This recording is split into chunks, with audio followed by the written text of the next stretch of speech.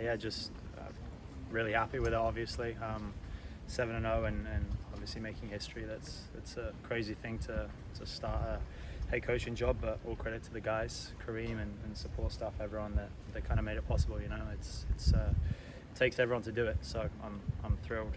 The guys are thrilled, as you guys can hear. So. What was the atmosphere like in the locker room there? Yeah, it's pretty good. It's pretty good. It's what makes all this worth it, you know.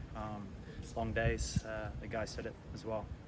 We have some tough days, and it makes it worth it. Those kind of celebrations. So. What did this win mean to you specifically? Yeah. I don't know. I don't know if I can really adequately express that. But yeah, it's a dream for me to have this job and to do it and to be 7-0 and the first team to do it in UCF history it's amazing. I saw you there talking with Toto on the court over the last Masters. What were you kind of talking with him about there? I said, at 5-4, yeah, I said, look, you know, you're going to be nervous, you're going to be tight, but this is why we do it. You know, this is why I coach. This is why you play. This is what we signed up for, and these are the moments we enjoy the most. You know, being 5-4 in a third set, clinch match, and that's why we do it. So you have to enjoy it. You're going to be tight, but that's part of it, and do the things that you know you can execute over and over again in practice. Don't try anything difficult. So that's what he did. What would you say was the biggest point of difference in Toto's match for him? Sorry. What was the biggest point of difference in Toto's match for him that got him the win?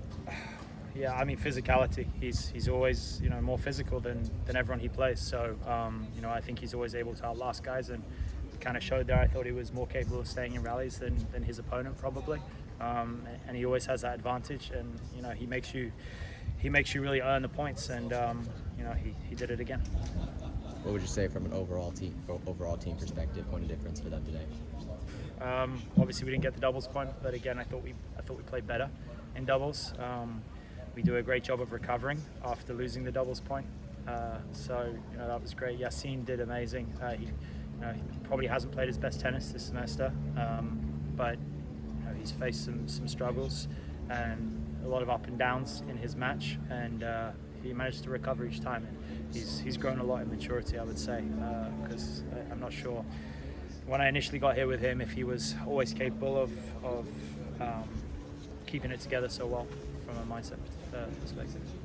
What does it say about this team, considering you haven't won the doubles point as often, that they've still found a way to win and stay undefeated this long? I guess we're playing good singles.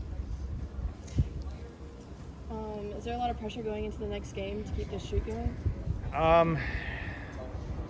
It would be nice to keep it going. I think there's always pressure. So yeah, I mean, I hope we don't think that this is enough. You know, I'm gonna tell the guys that. Leighton just said it in the locker room. So yeah, there's pressure. Yeah, for sure. You have 2 matches in back-to-back days in different cities. What's the biggest thing that you want to make sure your team is prepared for going into that? Yeah, physical. It's got to be physical. You know, Stetson and Florida are going to make it tough on us for sure.